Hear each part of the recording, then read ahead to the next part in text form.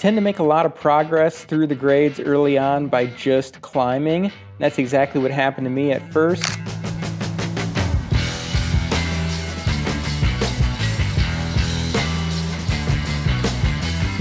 But like everyone else, inevitably, I hit a plateau. And when I did, I immediately decided to start training, but I really wish that I was familiar with these two concepts, and especially how they interact with each other before I did. Concept number 1, energy systems.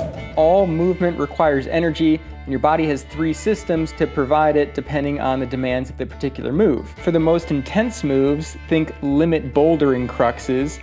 The max strength system can provide the most energy the quickest, but it can only be sustained for about 10 to 20 seconds. On the opposite end of the spectrum, energy for easy moves is typically provided by the long endurance. That camera just died. Sorry, this one's probably gonna look a little crappier being low light and a GoPro, but on the opposite end of the spectrum, energy for the easy moves is typically provided by the long endurance or aerobic system.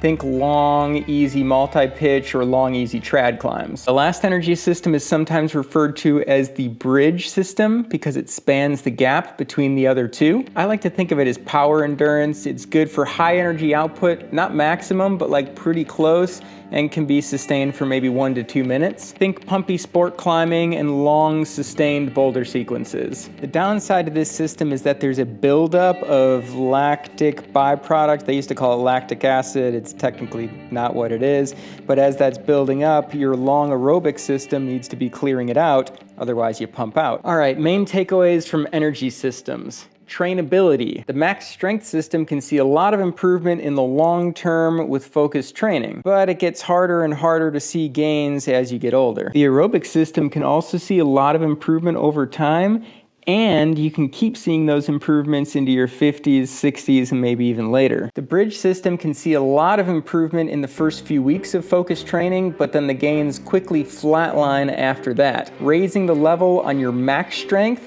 will raise the ceiling on all 3 energy systems, so it's really a good idea to be looking for year-over-year increases in your maximum capabilities. Hi, Robert. Oh, my little guy. I don't have a fancy name for the second concept, so we'll just jump right into it. When you think about working out and training, you probably think about your muscles first, which makes a lot of sense because the muscles give a ton of sensory feedback, so it's really easy to feel when they're sore or need more recovery time.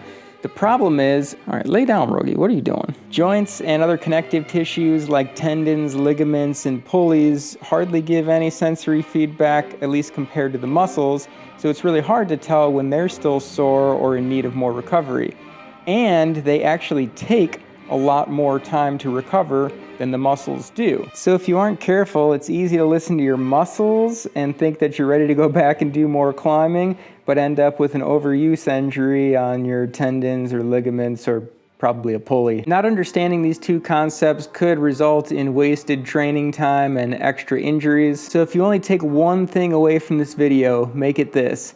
Don't waste all your time each week on pumpy sport climbing because the gains flatline after just a few weeks, and the extra volume that you need to keep seeing improvement makes your injury risk go way up as well. So hopefully you can learn from my mistakes and maybe from 1 or 2 of my other videos.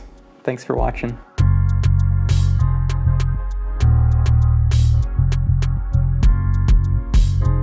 Did you know that this is called a dead cat, Rogie? Dead cat.